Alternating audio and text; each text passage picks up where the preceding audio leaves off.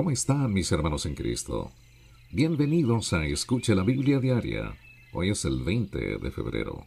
Yo soy Manuel. Mis hermanos, en la lectura de hoy, Cristo asombra a sus discípulos cuando calma una violenta tempestad y reprende una legión de demonios. Esto y más nos espera en el Nuevo Testamento. En los acontecimientos de hoy, Cristo demuestra su poder y su infinita misericordia. Alabado sea su nombre por toda una eternidad. Y ahora, ¿qué les parece si empezamos en el Antiguo Testamento, en el libro de Levítico, capítulo 9 al versículo 7 y el capítulo 10 al versículo 20? En el Nuevo Testamento, el libro de Marcos, capítulo 4, versículo 26 y el capítulo 5 al versículo 20. Salmos 37 del 30 al 40 y Proverbios 10 del 6 al 7 de la Biblia de las Américas.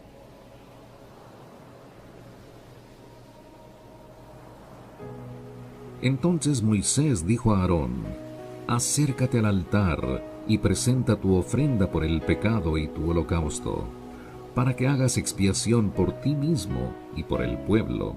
Luego presenta la ofrenda por el pueblo, para que puedas hacer expiación por ellos, tal como el Señor ha ordenado. Se acercó pues Aarón al altar y degolló el becerro de la ofrenda por el pecado, que era por sí mismo. Y los hijos de Aarón le presentaron la sangre, y él mojó su dedo en la sangre, puso parte de ella sobre los cuernos del altar, y derramó el resto de la sangre al pie del altar. Después quemó sobre el altar el sebo, los riñones y el lóbulo del hígado de la ofrenda por el pecado, tal como el Señor había ordenado a Moisés. Sin embargo, la carne y la piel las quemó en el fuego fuera del campamento. Luego degolló el holocausto, y los hijos de Aarón le dieron la sangre y la roció sobre el altar por todos los lados. Y le dieron el holocausto en pedazos con la cabeza, y los quemó sobre el altar. Lavó también las entrañas y las patas, y las quemó con el holocausto sobre el altar. Luego presentó la ofrenda por el pueblo, y tomó el macho cabrío para la ofrenda por el pecado, que era por el pueblo, lo degolló y lo ofreció por los pecados como el primero. Presentó también el holocausto, y lo ofreció conforme a la ordenanza. Después presentó la ofrenda de cereal, y llenó de ella su mano, y la quemó sobre el altar, además del holocausto de la mañana. Luego degolló al buey y el carnero, el sacrificio de las ofrendas de paz, que era por el pueblo, y los hijos de Aarón le dieron la sangre, y él la roció sobre el altar por todos los lados. En cuanto a los pedazos de sebo del buey y del carnero, la cola gorda, el sebo que cubre las entrañas, los riñones y el lóbulo del hígado, los pusieron sobre los pechos de los animales sacrificados, y él quemó los pedazos de sebo sobre el altar. Pero Aarón presentó los pechos y la pierna derecha como ofrenda mecida delante del Señor, tal como Moisés había ordenado. Entonces Aarón alzó sus manos hacia el pueblo y lo bendijo, y después de ofrecer la ofrenda por el pecado, el holocausto y las ofrendas de paz, descendió. Y Moisés y Aarón entraron en la tienda de reunión, y cuando salieron y bendijeron al pueblo, la gloria del Señor apareció a todo el pueblo. Y salió fuego de la presencia del Señor que consumió el holocausto y los pedazos de sebo sobre el altar. Al verlo, todo el pueblo gritó y se postró rostro en tierra. Nadab y Abiú, hijos de Aarón, tomaron sus respectivos incensarios, y después de poner en ellos fuego y echar incienso sobre él, ofrecieron delante del Señor fuego extraño que él no les había ordenado. Y de la presencia del Señor salió fuego que los consumió, y murieron delante del Señor.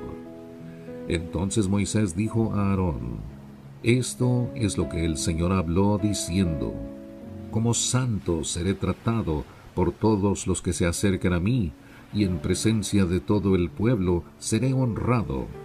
Y Aarón guardó silencio. Llamó también Moisés a Misael y a Elzafán, hijos de Uziel, tío de Aarón, y les dijo: Acercaos, llevaos a vuestros parientes de delante del santuario, fuera del campamento. Y ellos se acercaron y los llevaron fuera del campamento, todavía en sus túnicas, como Moisés había dicho. Luego Moisés dijo a Aarón y a sus hijos, Eleazar e Itamar: No descubráis vuestra cabeza ni rasguéis vuestros vestidos, para que no muráis, y para que él no desate todo su enojo contra toda la congregación. Pero vuestros hermanos, toda la casa de Israel, se lamentarán por el incendio que el Señor ha traído. Ni siquiera saldréis de la entrada de la tienda de reunión, no sea que muráis, porque el aceite de unción del Señor está sobre vosotros. Y ellos hicieron conforme al mandato de Moisés. El Señor habló a Aarón diciendo: No beberéis vino ni licor, tú ni tus hijos contigo, cuando entréis en la tienda de reunión, para que no muráis. Es estatuto perpetuo por todas vuestras generaciones, y para que hagáis distinción entre lo santo y lo profano, entre lo inmundo y lo limpio, y para que enseñéis a los hijos de Israel todos los estatutos que el Señor les ha dicho por medio de Moisés. Y Moisés dijo a Aarón y a los hijos que le quedaban, Eleazar e Itamar: Tomad la ofrenda de cereal que queda en las ofrendas encendidas para el Señor, y comedla sin levadura junto al altar, porque es santísima. La comeréis pues en lugar santo, porque es la porción tuya y la porción de tus hijos, de las ofrendas encendidas al Señor, porque así se me ha ordenado. Sin embargo, el pecho de la ofrenda mecida y la pierna de la ofrenda podéis comer en un lugar limpio, tú y tus hijos y tus hijas contigo, porque han sido dadas como porción tuya y la de tus hijos de los sacrificios de las ofrendas de paz de los hijos de Israel. La pierna que fue ofrecida levantándola y el pecho que fue ofrecido meciéndolo, los traerán junto con las ofrendas encendidas de los pedazos de sebo, para presentarlos como ofrenda mecida delante del Señor. Así será para siempre la porción tuya y la de tus hijos contigo, tal como el Señor ha ordenado. Y Moisés preguntó con diligencia por el macho cabrío de la ofrenda por el pecado, y he aquí que había sido quemado. Y se enojó con Eleazar e Itamar, los hijos que le habían quedado a Aarón, diciendo: ¿Por qué no quemasteis la ofrenda por el pecado en el lugar santo? Porque es santísima y os ha sido dada para quitar la culpa de la congregación, para hacer expiación por ellos delante del Señor. He aquí, puesto que la sangre no había sido traída dentro, al santuario, ciertamente debíais haber comido la ofrenda en el santuario, tal como yo ordené. Pero Aarón dijo a Moisés: Mira, hoy mismo han presentado ellos su ofrenda por el pecado y su holocausto delante del Señor. Ya que esto me ha sucedido, si yo hubiera comido hoy de la ofrenda por el pecado, hubiera sido grata a los ojos del Señor. Cuando Moisés oyó esto, quedó satisfecho.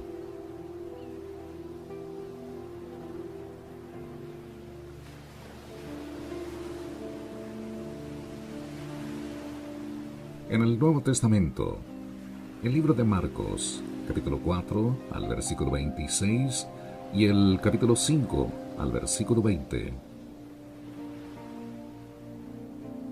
Parábola del crecimiento de la semilla. Decía también: el reino de Dios es como un hombre que echa semilla en la tierra, y se acuesta, y se levanta, de noche y de día, y la semilla brota y crece. ¿Cómo? Él no lo sabe. La tierra produce fruto por sí misma. Primero la hoja, luego la espiga, y después el grano maduro en la espiga. Y cuando el fruto lo permite, él enseguida mete la hoz, porque ha llegado el tiempo de la siega. También decía, ¿a qué compararemos el reino de Dios? ¿O con qué parábola lo describiremos? Es como un grano de mostaza, el cual cuando se siembra en la tierra, aunque es más pequeño que todas las semillas que hay en la tierra, sin embargo, cuando es sembrado, crece y llega a ser más grande que todas las hortalizas y echa grandes ramas, tanto que las aves del cielo pueden anidar bajo su sombra. Con muchas parábolas como estas les hablaba la palabra, según podían oírla, y sin parábolas no les hablaba, sino que lo explicaba todo en privado a sus propios discípulos. Ese día, caída ya la tarde, les dijo, pasemos al otro lado. Despidiendo a la multitud, le llevaron con ellos en la barca, como estaba, y había otras barcas con él. Pero se levantó una violenta tempestad, y las olas se lanzaban sobre la barca de tal manera que ya se anegaba la barca. Él estaba en la popa, durmiendo sobre un cabezal. Entonces le despertaron y le dijeron, Maestro, ¿no te importa que perezcamos? Y levantándose reprendió al viento, y dijo al mar, Cálmate, sosiégate. Y el viento cesó, y sobrevino una gran calma. Entonces les dijo, ¿por qué estáis amedrentados? ¿Cómo no tenéis fe? Y se llenaron de gran temor, y se decían unos a otros, ¿quién pues es este, que aun el viento y el mar le obedecen? Y llegaron al otro lado del mar, a la tierra de los Gadarenos. Y cuando él salió de la barca, enseguida vino a su encuentro, de entre los sepulcros, un hombre con un espíritu inmundo, que tenía su morada entre los sepulcros, y nadie podía ya atarlo, ni aun con cadenas, porque muchas veces había sido atado con grillos y cadenas, pero él había roto las cadenas y destrozado los grillos, y nadie era tan fuerte como para dominarlo. Y siempre, noche y día, andaba entre los sepulcros y en los montes dando gritos e hiriéndose con piedras. Cuando vio a Jesús de lejos, corrió y se postró delante de él. Y gritando a gran voz, dijo, ¿qué tengo yo que ver contigo, Jesús, Hijo del Dios Altísimo? Te imploro por Dios, que no me atormentes. Pero Jesús le decía, sal del hombre, espíritu inmundo. Y le preguntó, ¿cómo te llamas? Y él le dijo, me llamo Legión, porque somos muchos. Entonces le rogaba con insistencia que no los enviara fuera de la tierra. Y había allí una gran piara de cerdos paciendo junto al monte. Y los demonios le rogaron diciendo, envíanos a los cerdos para que entremos en ellos. Y él les dio permiso, y saliendo los espíritus inmundos, entraron en los cerdos, y la piara, unos 2000, se precipitó por un despeñadero al mar, y en el mar se ahogaron. Y los que cuidaban los cerdos huyeron y lo contaron en la ciudad y por los campos, y la gente vino a ver qué era lo que había sucedido. Y vinieron a Jesús y vieron al que había estado endemoniado, sentado, vestido y en su cabal juicio, el mismo que había tenido la legión, y tuvieron miedo. Y los que lo habían visto les describieron cómo le había sucedido esto al endemoniado y lo de los cerdos, y comenzaron a rogarle que se fuera de su comarca. Al entrar él en la barca, el que había estado endemoniado le rogaba que le dejara acompañarle. Pero Jesús no se lo permitió, sino que le dijo, vete a tu casa, a los tuyos, y cuéntales cuán grandes cosas el Señor ha hecho por ti, y cómo tuvo misericordia de ti. Y él se fue, y empezó a proclamar en Decápolis cuán grandes cosas Jesús había hecho por él, y todos se quedaban maravillados. Salmos 37, del 30 al 40. La boca del justo profiere sabiduría, y su lengua habla rectitud. La ley de su Dios está en su corazón, no vacilan sus pasos. El impío acecha al justo y procura matarlo.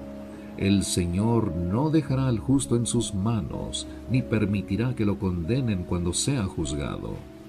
Espera en el Señor y guarda su camino, y Él te exaltará para que poseas la tierra. Cuando los impíos sean exterminados, tú lo verás. He visto al impío violento extenderse como frondoso árbol en su propio suelo. Luego pasó, y he aquí, ya no estaba. Lo busqué, pero no se le halló. Observa al que es íntegro, mira al que es recto, porque el hombre de paz tendrá descendencia. Pero los transgresores serán destruidos a una.